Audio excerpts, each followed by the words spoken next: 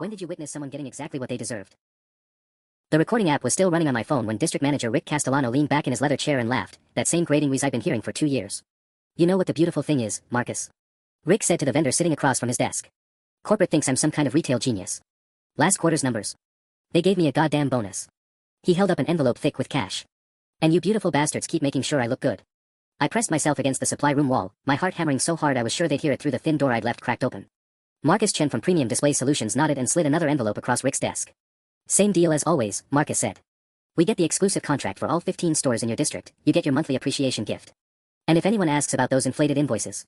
Equipment maintenance costs, Rick finished with a smirk. Amazing how expensive it is to keep those displays running, right? Corporate eats that shit up. They think I'm being proactive about store presentation. My hands were shaking as I adjusted my phone's position. 3 months of planning had led to this moment. 3 months of staying late, volunteering for extra projects, and positioning myself as Rick's eager-to-please assistant manager. All so I could finally catch him in the act. For 26 months, I'd watched this man steal my ideas and present them as his own. The customer loyalty program that boosted our store's retention by 34%. Rick pitched it to Regional Director Sarah Walsh as his brainchild. The inventory management system that eliminated our chronic overstock issues. Rick somehow forgot to mention I'd spent 6 weeks developing it during my own time. But the worst part wasn't the theft, it was the systematic humiliation. During every video conference with corporate, Rick would interrupt me mid-sentence, dismiss my suggestions as not quite there yet, and then present refined versions of those same ideas weeks later. He'd assign me to work Black Friday alone while he took credit for the record sales. He'd blocked my promotion to assistant district manager 3 separate times, telling Sarah I wasn't ready for that level of responsibility. 2 weeks ago, he'd stood in front of the entire district leadership team and called my latest efficiency proposal the kind of half-baked thinking that keeps people stuck in store-level positions. The same proposal he'd submitted to corporate yesterday under his name. The beauty of this job, Rick continued, oblivious to my presence, is that nobody checks your work if the numbers look good. I've got 23-year-old store managers who think I walk on water because I keep stealing their best ideas and implementing them district-wide.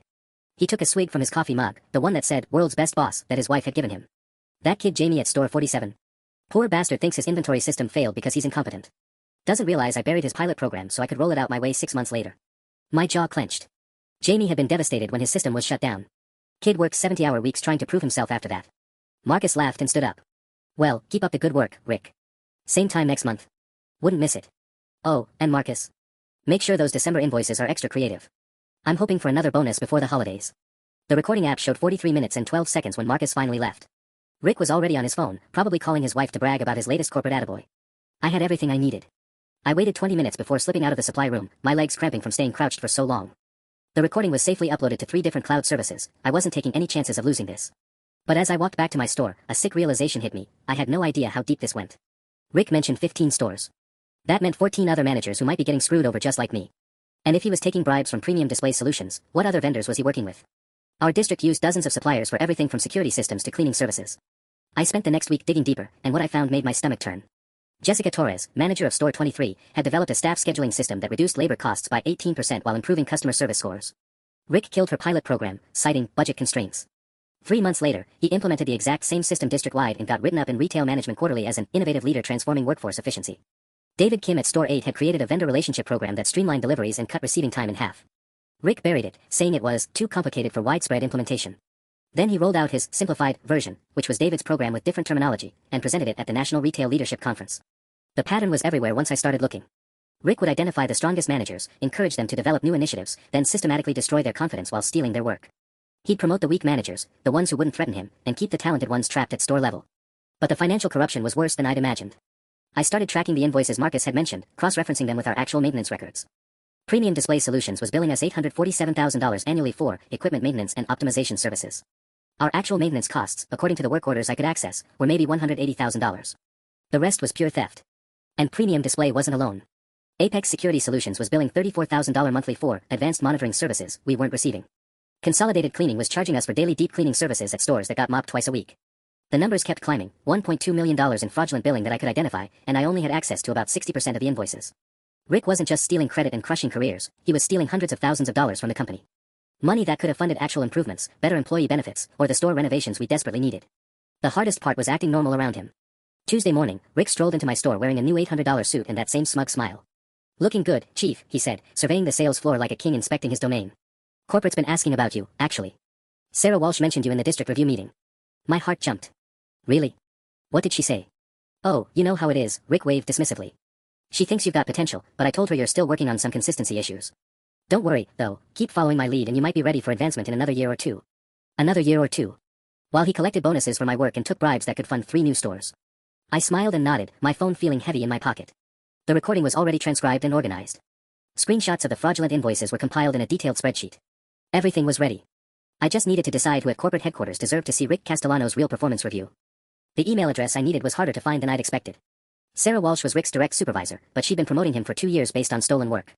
For all I know, she might be getting kickbacks too. I needed someone higher up the food chain, someone with real power and no connection to Rick's operation. After 3 days of careful research during my lunch breaks, I found her, Christine Morrison, Senior Vice President of Operations. Her bio on the corporate website showed she'd started as a store manager 20 years ago and worked her way up. More importantly, she'd implemented the company's ethics hotline and fraud prevention program just 6 months ago. If anyone would take this seriously, it would be her. But before I could send anything, Rick handed me the perfect gift. Got a special project for you, he announced Friday morning, dropping a thick folder on my desk. Corporate wants a comprehensive analysis of our district's vendor relationships. Cost efficiency, service quality, the whole 9 yards. Think you can handle something this important? I kept my expression neutral while my pulse spiked. Absolutely. When do you need it? End of next week. And hey, Rick leaned against my desk, lowering his voice conspiratorially. This is the kind of high-visibility work that could really help your career. Sarah's going to see this report directly. Don't screw it up. The irony was delicious. Rick was literally asking me to investigate his own fraud scheme. I spent the weekend building the most thorough vendor analysis in retail history. Every invoice, every service contract, every maintenance record I could access. I cross-referenced billing statements with actual work performed, compared our costs to industry standards, and documented every discrepancy with surgical precision. Premium Display Solutions, $847,000 billed, approximately $180,000 in actual services rendered. Overage, $667,000. Apex Security Solutions, $408,000 billed for advanced monitoring services that consisted of basic alarm monitoring available for $89,000 through legitimate competitors.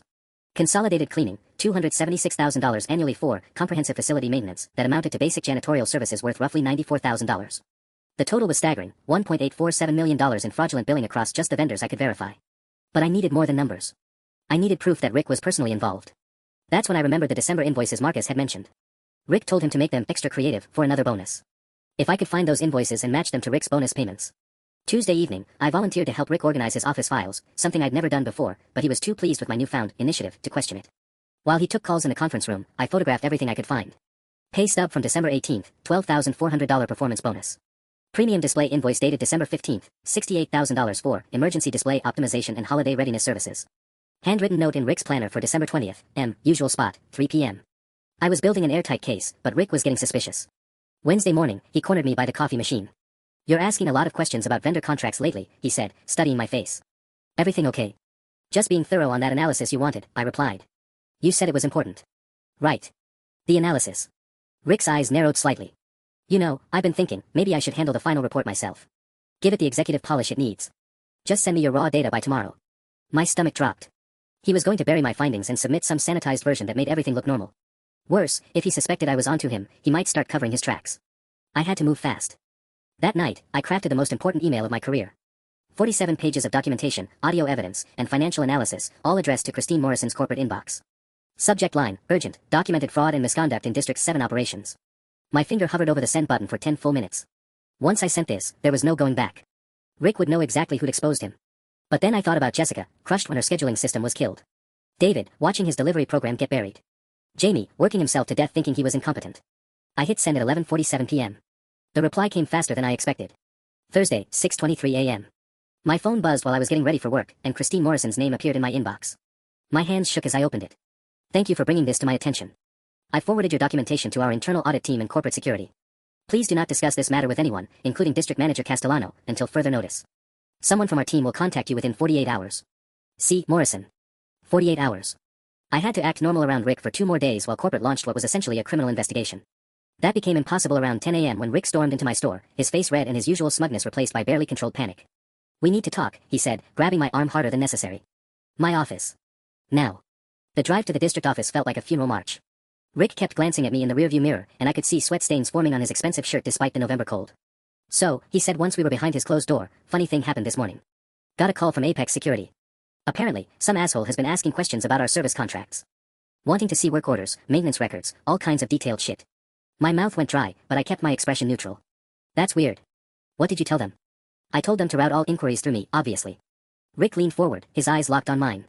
But here's what's really interesting, they said the person asking questions knew very specific details about our billing. Details that only someone with access to internal documents would know. He stood up and walked to his filing cabinet, the same one I'd photographed 6 days ago. You know what I think? I think someone's been going through files they have no business touching. Rick, I don't know what you're implying, but I'm not implying anything. His voice dropped to a whisper. I'm telling you that if someone in my district is trying to fuck with my vendors, they're going to regret it. These are important business relationships. Relationships that keep this district profitable and keep people employed. The threat was clear, but something in his tone made me realize he was more scared than angry. If Apex Security was getting nervous, other vendors probably were too. Rick's carefully constructed fraud network was starting to crack. Look, I said, forcing myself to sound conciliatory, maybe someone from corporate is doing a routine audit. You said Sarah mentioned wanting better vendor oversight. Rick's laugh was bitter. Right. Corporate audit. He pulled out his phone and scrolled through something. Except I just got off a call with Marcus Chen. Apparently, Premium Display got a visit yesterday from some corporate security guy asking about irregular billing patterns. Marcus is shitting himself. My pulse spiked. Corporate was moving faster than I'd expected. Christine Morrison wasn't waiting for some internal review, she'd unleashed the full investigation team. What does that mean for us? I asked, trying to sound concerned rather than thrilled. It means someone ratted us out, Rick said, his paranoia now fully on display. Someone with detailed knowledge of our vendor contracts and access to internal billing records. Someone who knew exactly what to look for and where to find it. He walked to his window, staring out at the parking lot like he expected federal agents to come screeching up at any moment. Here's what's going to happen, he said without turning around. I'm implementing new security protocols immediately. All vendor communications go through me personally. All financial documents get locked down. And anyone, caught accessing files outside their authorization level gets terminated for cause. Rick turned back to face me, and I saw something I'd never seen before, genuine fear. I built this district from nothing. Turned it into the most profitable region in the company. I'm not letting some jealous middle manager destroy what I've created. The irony was suffocating.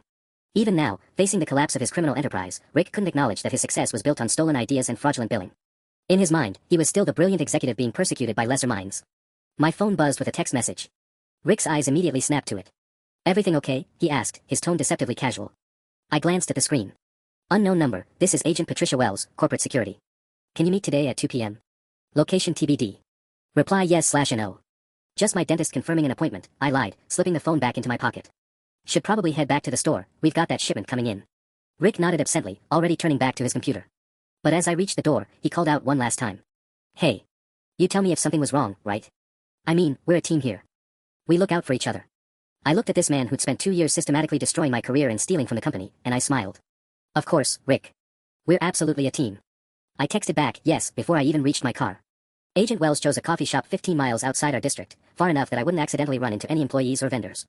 She was already waiting when I arrived, a sharp-eyed woman in her 40s wearing a navy suit and a kind of expression that suggested she'd seen every corporate scam imaginable. You've been busy, she said without preamble, sliding a tablet across the table. On the screen was my email to Christine Morrison, along with what looked like additional documentation I'd never seen before. 47 pages of evidence, complete with audio recordings.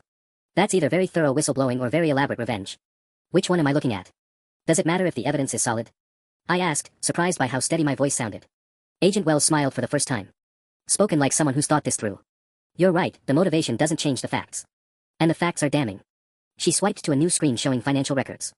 We've been tracking Castellano's vendor relationships for 8 hours, and your documentation gave us exactly what we needed to crack this open. 8 hours. They'd moved faster than I'd dared hope. Premium Display Solutions has been cooperating since yesterday morning, she continued. Marcus Chen rolled over the minute we mentioned federal fraud charges. Apparently, your boss has been taking monthly payments for 2.5 years. Total amount, $847,000 in overcharges, with Castellano receiving roughly $84,000 in kickbacks. The number hit me like a physical blow. $84,000. That was more than my entire annual salary, and Rick had been pocketing it as bonus money for letting vendors rob the company blind. But here's where it gets interesting, Agent Wells said, pulling up another document. Chen gave us names of other district managers in the same scheme. This isn't just Rick Castellano going rogue, it's a network. We're looking at potential fraud exceeding $3 million across 7 districts. My coffee went cold in my hands. 7 districts. Regional Director Sarah Walsh has been facilitating introductions between certain vendors and hand-picked district managers. In exchange, she gets a percentage of the overcharges funneled through a consulting company owned by her brother-in-law. Agent Wells leaned forward. Your recording of Castellano bragging about his corporate bonuses. Those bonuses were approved by Walsh based on fraudulent performance metrics. The scope of the corruption was staggering. This wasn't just Rick stealing my ideas and taking bribes, it was systematic fraud reaching into regional leadership. Sarah Walsh, who I'd thought might give me a fair shot at promotion, was apparently running a criminal enterprise. What happens now? I asked. Now we need your help with something delicate. Castellano is panicking, which makes him unpredictable. We need him to incriminate himself further before he starts destroying evidence or fleeing. Agent Wells showed me a small recording device, barely larger than a flash drive. We want you to wear this tomorrow. Get him talking about the vendor payments, the stolen ideas, anything that connects him to the broader conspiracy. The thought of facing Rick again, knowing what I knew, made my stomach churn. But then I remembered his threat about terminating anyone caught accessing files outside their authorization. Even now, he was trying to intimidate people into silence. What if he suspects something? He was already paranoid this morning, asking about who might be investigating his vendors. That's actually perfect, Agent Wells said. Paranoid people make mistakes. They say things they shouldn't, trust people they shouldn't, or try to cover up crimes in ways that create more evidence. She slid a business card across the table. My direct number. Any sign of trouble, any threat, anything that feels unsafe, you call immediately. I pocketed the recording device, my hand surprisingly steady. 26 months of humiliation and theft were about to end, but first I had to survive one more day of pretending Rick Castellano was my respected boss instead of the criminal he'd always been. As I walked back to my car, my phone buzzed with a text from Rick, emergency district meeting tomorrow 9 a.m. All managers required. Something big is happening. He had no idea how right he was. The emergency district meeting felt like walking into a trap. All 14 store managers packed into Rick's conference room at 9 a.m. sharp, their faces showing varying degrees of confusion and concern. Rick stood at the head of the table wearing his most expensive suit, but I could see the stress cracks in his performance, the slight tremor in his hands, the way his smile never quite reached his eyes. The recording device Agent Wells had given me felt like it was burning a hole in my shirt pocket. Thanks for coming on short notice, Rick began, his voice carrying forced authority. We've got some exciting developments, but first I need to address some concerning rumors that have been circulating. He clicked to his first PowerPoint slide, protecting our success, maintaining vendor relationships. It's come to my attention that someone, either in this room or elsewhere in the company, has been making unauthorized inquiries about our vendor contracts. Asking questions about billing, requesting work orders, generally sticking their nose where it doesn't belong. Jessica Torres raised her hand. What kind of questions? Are we talking about corporate audit? Rick's jaw tightened almost imperceptibly. We're talking about someone who doesn't understand how complex vendor relationships work. Someone who might see a premium service fee and think it's excessive, not realizing the value we're getting. David Kim frowned. Premium service fees? Like what? Like the comprehensive maintenance packages that keep our stores running smoothly. Like the advanced security monitoring that prevents shrinkage. Like the specialized cleaning protocols that maintain our brand standards. Rick's voice was getting louder, more defensive. These services cost money, but they generate results. Results that have made this district the most profitable in the region. I watched him pace as he spoke, and realized what was happening. Rick wasn't just addressing rumors, he was trying to control the narrative before his whole operation collapsed. He was priming everyone to see the investigation as an attack on legitimate business practices. Now, Rick continued, I want everyone to understand something. If corporate security or internal audit contacts any of you about vendor relationships, you direct them to me immediately. These contracts involve sensitive negotiations and confidential pricing structures. One wrong word to the wrong person could jeopardize deals worth millions of dollars. Store manager Amy Chen, no relation to Marcus from Premium Display, shifted uncomfortably in her seat. Rick, that sounds like you're telling us not to cooperate with corporate investigations. The temperature in the room seemed to drop 10 degrees. Rick stopped pacing and fixed Amy with a stare that could freeze fire. I'm telling you to protect this district's interests. To remember who signs your performance reviews and who decides on promotions. His smile was pure ice. Amy, you've been doing such good work lately. It would be a shame if some misguided cooperation with corporate busybodies affected your career trajectory. The threat was crystal clear, and I wasn't the only one who recognized it. Several managers exchanged worried glances, but nobody spoke up. Rick had cultivated this atmosphere of fear for years, convincing everyone that crossing him meant professional suicide. My phone buzzed with a text. Without thinking, I glanced at it under the table. Unknown number, federal agents executing search warrant at Premium Display Solutions office. Chen in custody. Move fast. My blood turned to ice water. The FBI was already moving, which meant Rick's entire network was about to collapse in real time. But it also meant he was about to discover that his main co-conspirator had been arrested. As if summoned by my thoughts, Rick's own phone rang. He glanced at the caller ID and his face went pale. Excuse me for just one moment, he said, stepping toward his office. Continue discussing the quarterly projections on page 12. The moment Rick disappeared, the room erupted in whispered conversations. Jessica leaned toward me. What the hell is going on? I've never seen him this rattled. Before I could answer, we heard Rick's voice through his office door, not the words, but the tone. Sharp. Panicked. Angry. Then silence. When Rick returned 2 minutes later, his professional mask had completely slipped. His face was flushed, sweat visible on his forehead despite the office air conditioning. Meeting's over, he announced abruptly. Everyone back to your stores. We'll reschedule when I have better information about the current situation. As managers filed out looking confused and worried, Rick caught my arm. You. Stay. The conference room door closed with a sound like a coffin lid slamming shut. Rick's hands were shaking as he loosened his tie, and for the first time in 2 years, I saw him as he really was, not the untouchable district manager, but a middle-aged man watching his world collapse in real time. Marcus is gone, he said, his voice barely above a whisper. Federal agents raided Premium Display this morning.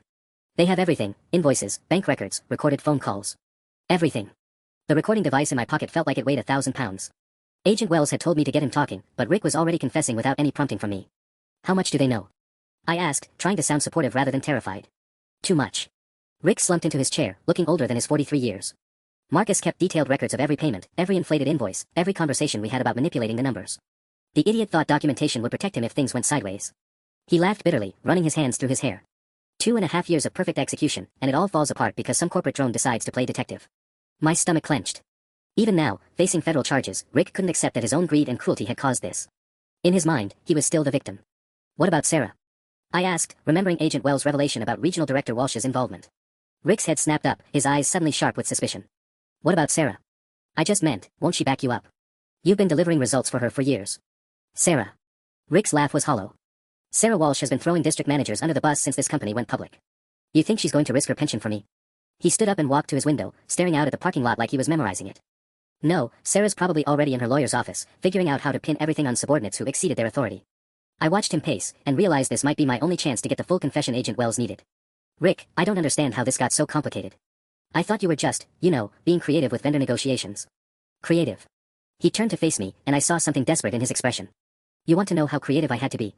This company pays district managers $68,000 a year to oversee 15 stores generating $40 million in revenue. You know what that is? That's indentured servitude. Rick pulled out his phone and showed me his banking app. The balance made my eyes widen, $847,293. That's what creative gets you. That's what happens when you stop accepting corporate scraps and start taking what you've earned. His voice was gaining strength, feeding off his own justification. Every dollar in that account came from vendors who were overcharging us anyway. I just made sure some of that money ended up with the person actually managing their contracts. But the stolen ideas, I said carefully. The programs you took from other managers. That wasn't about money. Rick's expression hardened. Those managers work for me. Their ideas belong to this district. When Jessica Torres develops a scheduling system on company time using company resources, that system belongs to the company, and I represent the company in this district. The casual cruelty in his voice was breathtaking. Even facing criminal charges, Rick genuinely believed he'd done nothing wrong by destroying careers and stealing credit for years of other people's work. Besides, he continued, most of those managers couldn't execute their own ideas properly anyway. Jessica's scheduling system was a mess until I refined it. David's delivery program had 12 critical flaws I had to fix. I didn't steal anything, I improved half-baked concepts into profitable solutions. My phone buzzed again. This time I didn't look, but Rick noticed. Popular morning, he said, his paranoia returning. Who keeps texting you? Probably my assistant manager asking about the shipment schedule. I lied, but Rick was already moving toward me. Let me see. Rick, that's. Let me see the phone. His voice carried the same threatening tone I'd heard him use with Amy earlier. Right now. I had two choices, refuse and confirm his suspicions, or show him the messages and hope Agent Wells' people were using burner phones. I handed over my phone, my heart hammering as Rick scrolled through the recent messages. His face went white as paper. Agent Patricia Wells, he read aloud. Corporate security. He looked up at me with pure hatred in his eyes. You son of a bitch. You're wearing a wire, aren't you? The accusation hung in the air like poison gas. Rick's eyes were scanning my body, looking for any sign of recording equipment, while his face cycled through expressions of rage, betrayal, and something that looked almost like hurt. 2 years, he said, his voice shaking. 2 fucking years I've been mentoring you, giving you opportunities, treating you like family. And this is how you repay me. I took a step back, but Rick moved faster, grabbing my shoulder and spinning me toward his desk. Empty your pockets. All of them. Right now. My hands were trembling as I pulled out my wallet, keys, and finally the small recording device Agent Wells had given me. Rick stared at it for a long moment, then let out a sound that was half laugh, half sob. Corporate security, he repeated, picking up the device like it was radioactive. How long? How long have you been recording me? There was no point in lying anymore. Just today. But Rick, if you cooperate with the investigation. Cooperate? Rick's voice cracked with bitter laughter. You think there's any coming back from this? You think I can just say, sorry, and go back to managing stores for $68,000 a year? He walked to his computer and started clicking through files, his movements frantic and purposeful. Marcus gave them everything about premium display, but that's just one vendor. They don't know about Apex Security, or Consolidated Cleaning, or the consulting arrangement with Sarah's brother-in-law.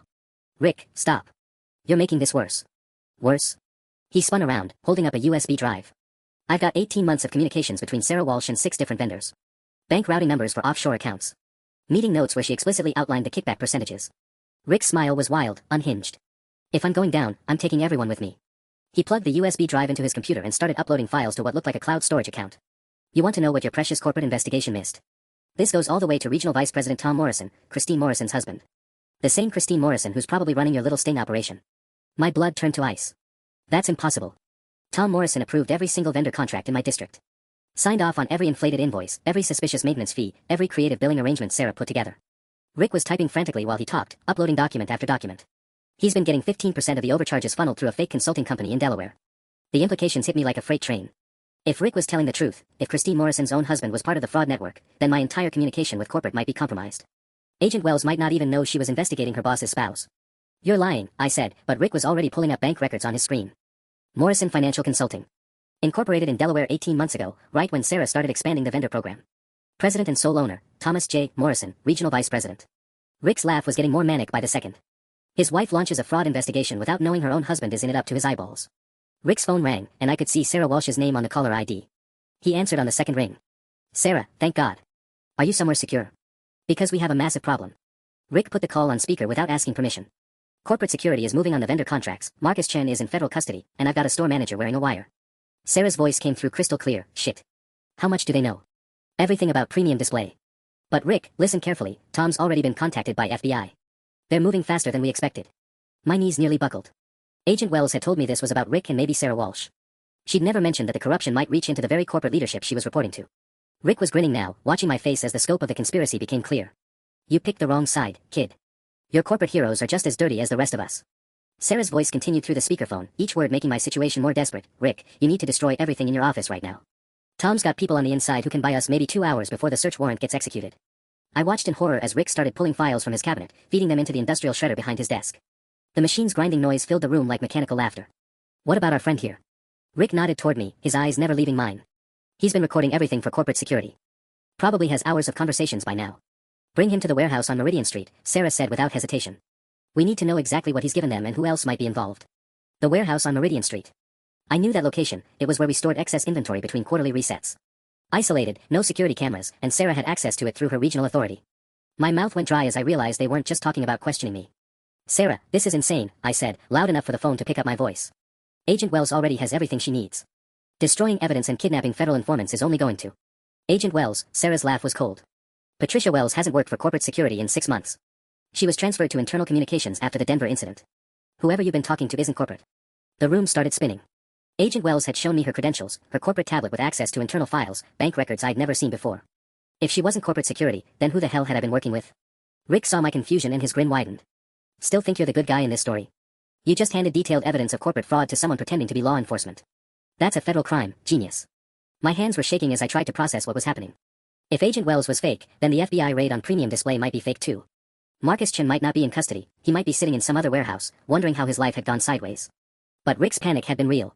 His terror when he got that phone call, the way he'd immediately started confessing and destroying evidence. Unless. The bank account, I said suddenly. Show me the bank account again. Rick frowned. What? The $800,000 you showed me. Pull it up again. Something flickered in Rick's expression, just for a second, but it was enough. He'd been so eager to confess, so ready to implicate everyone around him. Too ready. You're stalling, Sarah's voice cut through the speaker. Rick, just bring him to Meridian Street. We'll sort this out there. But I was already moving, diving toward Rick's computer while he was distracted by the phone call. The browser history was still open, and what I saw made my blood run cold. The banking website Rick had shown me wasn't his real account, it was a demo page from First National's business banking tutorial. The $847,293 balance was just sample data used to show potential customers how the interface worked. It's all fake, I whispered, then louder, the bank account, the confession, probably the phone call too. You're running some kind of con. Rick's face went through several expressions before settling on grudging admiration. Took you long enough. Sarah, he figured it out. The voice on the phone, which I now realized could be anyone with a voice changer app, let out a theatrical sigh. Well, that's disappointing. We really thought we had you convinced that you'd stumbled into some massive corporate conspiracy. I backed toward the door, my mind racing through the last hour. Who are you people? We're the people you've been trying to destroy for 3 months, Rick said, no longer bothering with his panicked act. Did you really think I wouldn't notice you staying late, volunteering for extra projects, asking questions about vendor contracts? You've been building a case against me since August. The recording device was still on his desk, but now I wondered if it had ever been real either. Had Agent Wells been legitimate, or was that part of their setup too? Here's what's actually happening, Rick continued, moving between me and the door. You've been secretly investigating your boss based on paranoid conspiracy theories. You've attempted to access confidential financial documents without authorization. And now you've just confessed to recording private conversations without consent. My phone buzzed with a new message, and this time Rick snatched it before I could react. Emergency, Castellano knows about investigation. Abort immediately and meet at backup location. Signed, Agent Wells. Rick looked up with mock concern. Seems like your federal contact wants you to run. That's going to look great when corporate security reviews the security footage of you fleeing the building. The trap was perfect, and I'd walked right into it. The security footage. My stomach dropped as I realized how perfectly they'd orchestrated this. Every late night I'd spent investigating Rick, every time I'd accessed vendor files, every moment I'd thought I was building a case, it was all documented on cameras that Rick, as district manager, had full access to. 3 months of erratic behavior, Rick continued, scrolling through my phone with theatrical interest. Staying after hours, photographing confidential documents, meeting with people claiming to be federal agents. From corporate's perspective, you've either had a complete mental breakdown or you're attempting industrial espionage. I tried to think through the timeline. Agent Wells had contacted me after I sent that email to Christine Morrison, but how long had Rick known I was investigating him? The vendor questions I'd been asking, the files I'd accessed, he could have been watching me build my case from day one. The recording in your supply room, I said, grasping for something real in this maze of deception. I heard you taking bribes from Marcus Chen. You heard Marcus Chen reading a script while I played along, Rick replied. Took us 47 minutes to feed you every detail you'd expect from a corrupt district manager. The bribes, the stolen ideas, even the part about crushing other managers' careers. We gave you exactly what you wanted to hear. The memory hit me like ice water. Rick had known I was there the entire time. The supply room door I thought was cracked open, he'd positioned it that way. The conversation had been a performance designed to confirm every suspicion I'd developed over the previous months. Marcus Chin doesn't even work for Premium Display Solutions, Rick continued. He's Sarah Walsh's nephew, acting major at State University. Kid's got a real talent for improvisation. My phone rang, and Rick glanced at the caller ID before showing me the screen. Agent Patricia Wells. Should we answer it? He asked with mock concern. See what your federal contact wants to tell you now. He swiped to accept the call and immediately put it on speaker. This is District Manager Rick Castellano. I believe you've been in unauthorized contact with one of my employees. The voice that came through was different from the woman I'd met at the coffee shop, younger, less confident. Who is this? I'm trying to reach someone about a dental appointment confirmation. Rick's grin was triumphant. Wrong number, apparently. Though I have to say, your Agent Wells' voice was much more convincing yesterday. He hung up and tossed my phone onto his desk. Burner phone, voice modification app, and a drama student earning $50 to play federal agent. Amazing what passes for sophisticated investigation these days. The coffee shop meeting. The woman with the sharp suit and the tablet full of corporate documents. If she wasn't really Agent Wells, then how had she known so many details about Rick's operation, Sarah Walsh's involvement, the vendor contracts? Because I gave her the details, Rick said, apparently reading my confusion. Every revelation she shared with you came from information I fed her in advance.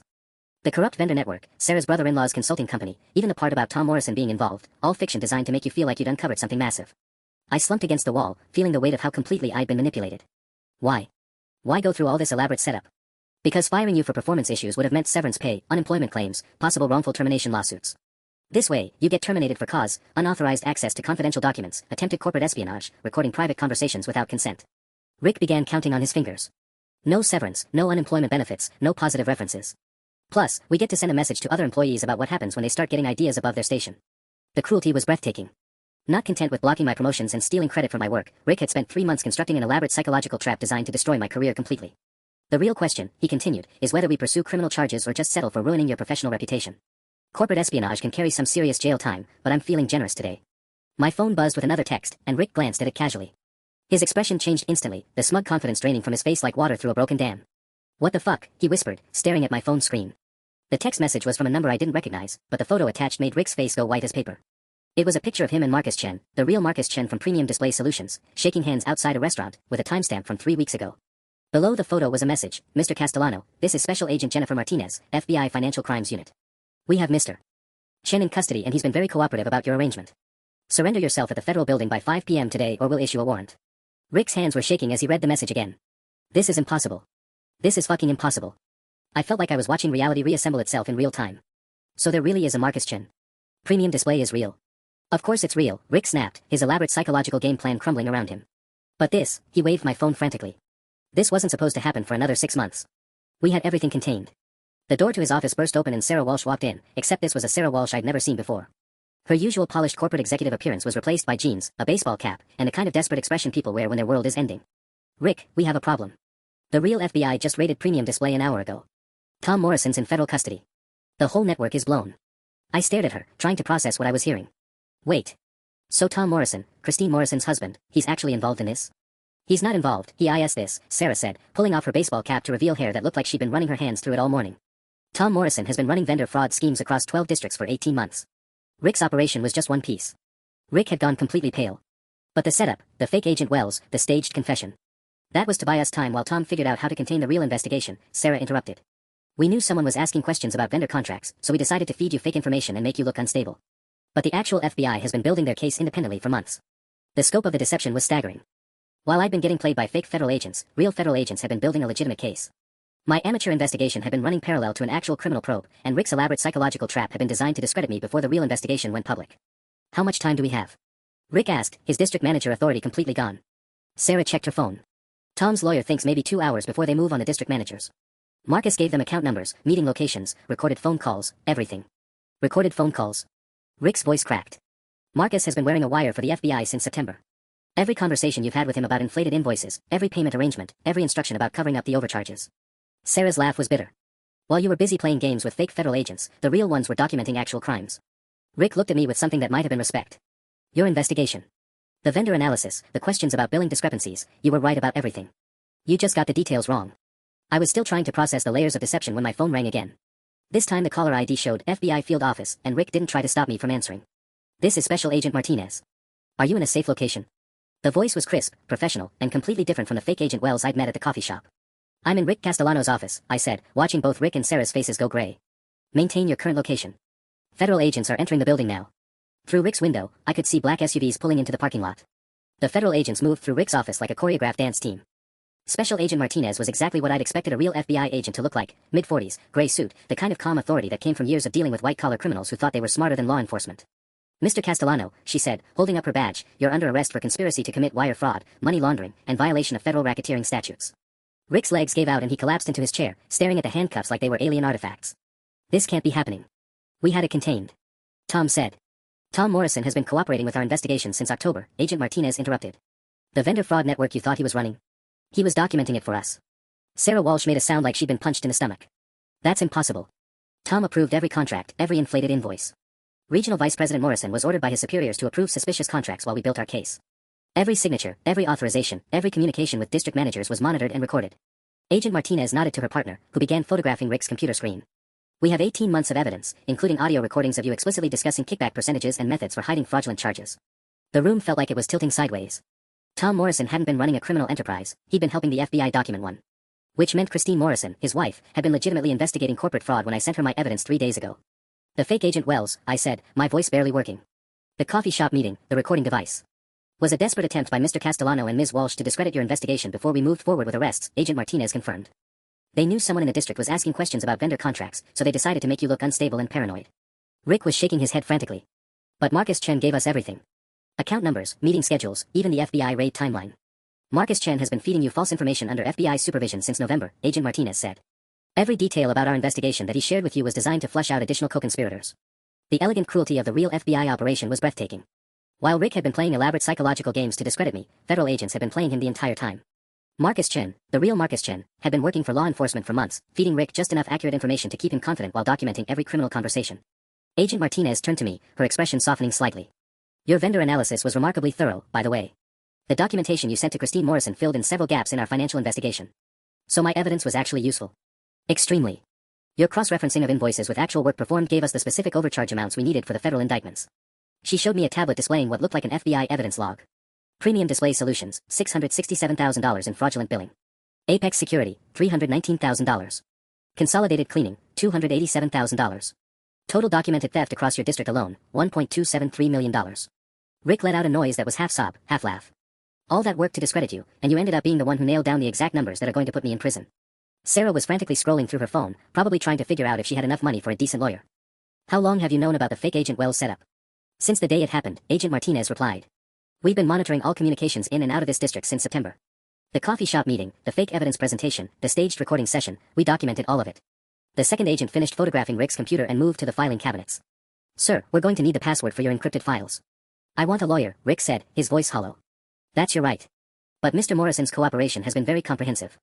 Bank records, meeting transcripts, recorded phone calls, we have enough evidence to proceed with or without additional cooperation from district-level participants. As they led Rick away in handcuffs, he stopped in front of me one last time. 2 years I spent blocking your promotions, he said, his voice filled with something that might have been regret. Turns out you were exactly the kind of detail-oriented investigator who could destroy everything I built. The federal agents escorted Sarah and Rick from the building while I stood in the empty office, surrounded by the wreckage of what I thought was an elaborate psychological trap but had actually been a federal crime scene. My phone buzzed with a text from Christine Morrison. Please report to corporate headquarters tomorrow at 9 a.m. We have much to discuss regarding your future with the company. The corporate headquarters building felt different when you weren't sneaking around trying to expose fraud. It felt legitimate, almost intimidating. I'd driven past it hundreds of times over the past 2 years, but walking through those glass doors at 8:45 a.m. knowing that the senior vice president of operations wanted to see me personally made my palms sweat. Christine Morrison's office was on the 15th floor, with floor-to-ceiling windows overlooking the city. She was younger than I'd expected, maybe early 40s, with the kind of sharp intelligence in her eyes that suggested she didn't miss much. The same intelligence that had probably helped her navigate having a husband secretly working with federal agents while investigating the company they both worked for. Please, sit down, she said, gesturing to a chair across from her desk. I imagine the last few days have been somewhat overwhelming. That's putting it mildly, I admitted. I'm still trying to process everything that happened. Christine pulled out a thick folder with my name on it. Your personnel file makes for interesting reading. 2 years in district management, consistently high performance ratings from store-level supervisors, but somehow never recommended for advancement by district manager Castellano. She flipped to a page marked with sticky notes. Your direct reports rated you in the 95th percentile for leadership effectiveness. Your inventory management innovations reduced shrinkage by 23%. Your customer service protocols increased satisfaction scores by 18%. She looked up from the file. Yet Mr. Castellano's evaluations describe you as lacking strategic thinking and not ready for increased responsibility. The documentation of Rick's systematic sabotage of my career was somehow more infuriating in black and white than it had been living through it. We've been reviewing his personnel decisions across the entire district, Christine continued. Jessica Torres should have been promoted to district trainer 8 months ago. David Kim was passed over for assistant district manager 3 times despite exemplary performance. The pattern is consistent. Mr. Castellano deliberately suppressed talent that might threaten his position. She closed the file and leaned forward. But what's particularly interesting is how he tried to discredit you specifically. The fake federal investigation, the psychological manipulation, the elaborate setup to make you appear unstable, that level of effort suggests he saw you as his biggest threat. I just wanted to do good work, I said. I never set out to threaten anyone. That's exactly what made you dangerous to someone like Rick Castellano. Your vendor analysis was more thorough than anything our internal audit team had produced.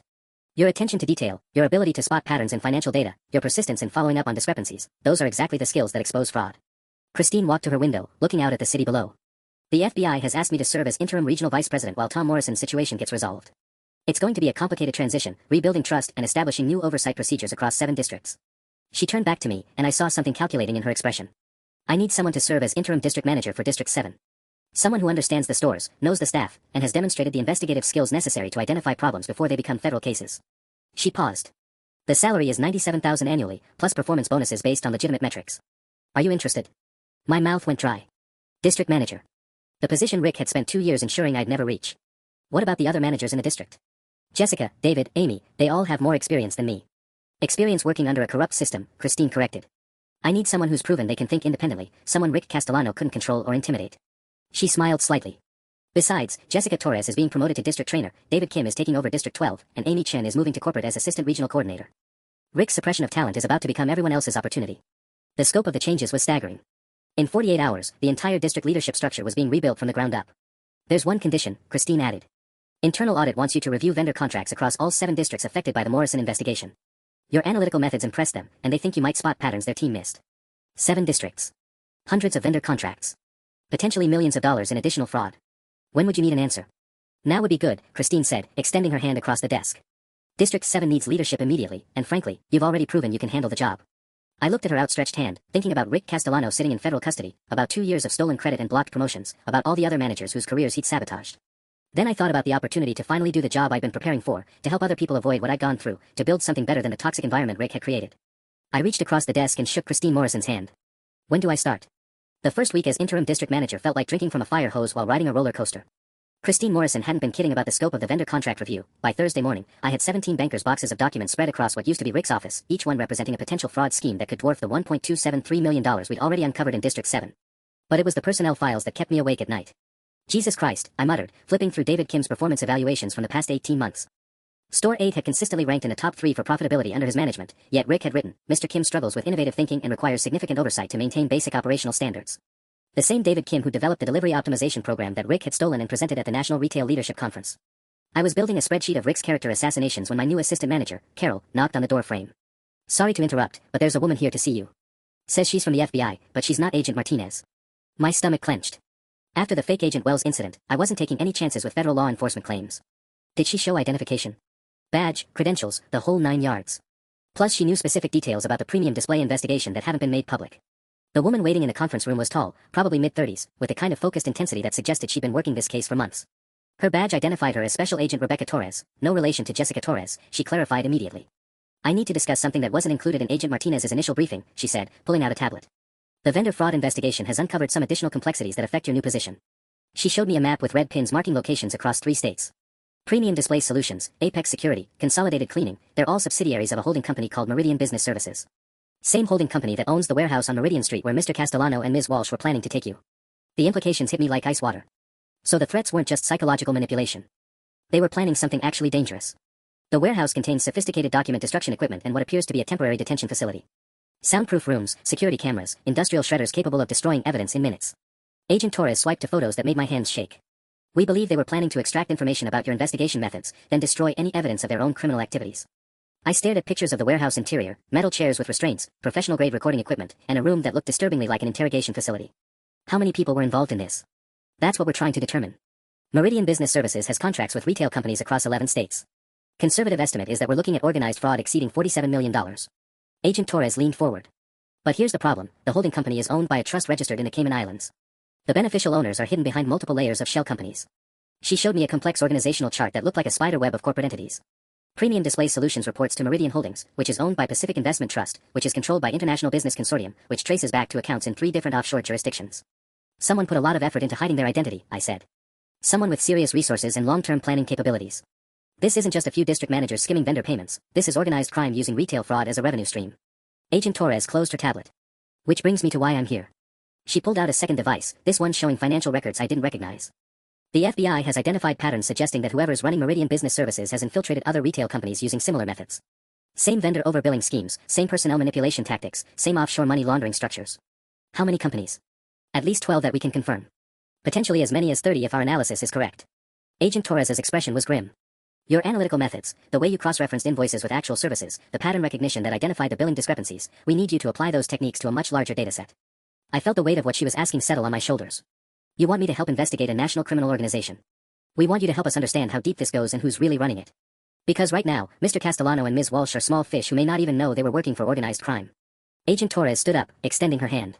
The question is whether you're ready to find out how far this rabbit hole actually goes. Looking at her outstretched hand, I realized my investigation into Rick Castellano's petty corruption had stumbled into something far more dangerous than stolen promotions and vendor kickbacks. I shook Agent Torres's hand, wondering what exactly I'd just agreed to help uncover. The final piece of the puzzle came 6 weeks later, delivered in a way that felt almost anticlimactic after everything I'd been through.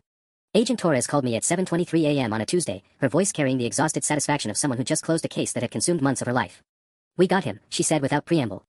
The beneficial owner of Meridian Business Services. You're not going to believe who it is. I was in my office, Rick's old office, reviewing vendor contracts for Districts 9 and 12 when she arrived 20 minutes later with a folder thick enough to use as a weapon. The name on the tab made my coffee go cold in my mouth, William Morrison, aka Tom Morrison's identical twin brother. Tom Morrison has a twin brother?